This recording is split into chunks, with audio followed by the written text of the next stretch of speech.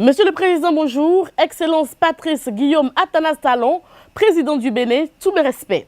Monsieur le Président du Bénin, le syndicat des travailleurs du port autonome de Cotonou désapprouve avec une rare fermeté votre décision de confier la gestion de ce qu'il convient d'appeler le poumon de l'économie béninoise à un délégataire. De mandataire à délégataire, même si le terme a un tout petit peu évolué, les travailleurs de la plateforme portuaire flairent ce qu'ils appellent le piège et se refusent de vous accompagner dans vos réformes concernant leur secteur.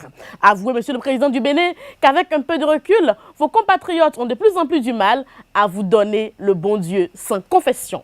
Monsieur le Président du Bénin, à votre rencontre avec les syndicats du port autonome de Cotonou et après leur avoir présenté le contrat qui liera dans quelques jours le port à ce délégataire, vous leur avez demandé de faire part de leurs amendements et face à leur volonté de consulter leur base, vous avez affirmé sans détour leur donner ainsi une chance d'amender car après, ce serait trop tard. Trop tard, Monsieur le Président. Le mot a fait dresser les cheveux sur la tête des syndicalistes présents dans la salle. Et curieusement, après votre rencontre, une certaine presse indique que les acteurs portuaires adhèrent aux réformes. Faux. Archi faux. Les concernés sont très vite montés au créneau pour balayer du revers de la main les arguments avancés par vos équipes.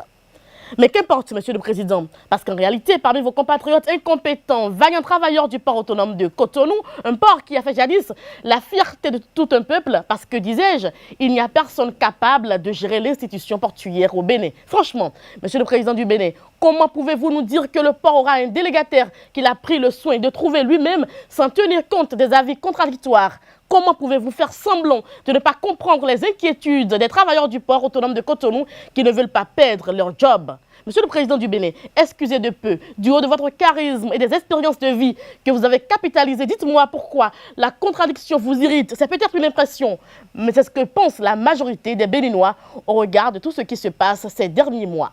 Monsieur le Président du Bénin, pourquoi fermez-vous les oreilles et refusez d'être à l'écoute de votre peuple?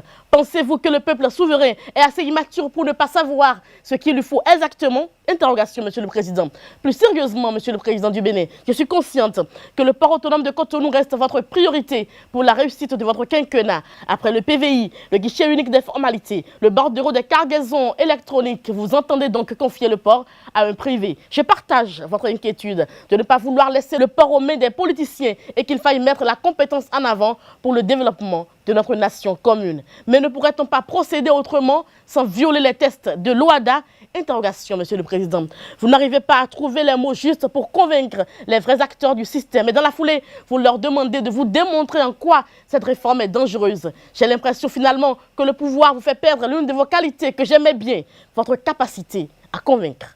Monsieur le Président du Bénin, êtes-vous prêt à ramener la balle à terre et à les écouter? Êtes-vous prêt à changer d'avis? Êtes-vous prêt à enlever votre costume de président et à tendre la main à votre peuple? Ces costumes et chaussures sont éphémères. Le temps passe très vite. Monsieur le Président du Bénin, malheureusement ou heureusement, vous êtes un humain, exceptionnel peut-être, mais les humains passent et les actes restent pour des générations. Marquez votre temps et si vous êtes convaincu que vous faites le bon choix pour votre pays, foncez et le temps sera votre meilleur allié. Monsieur le Président du Bénin, les humains passent, mais les actes restent pour des générations.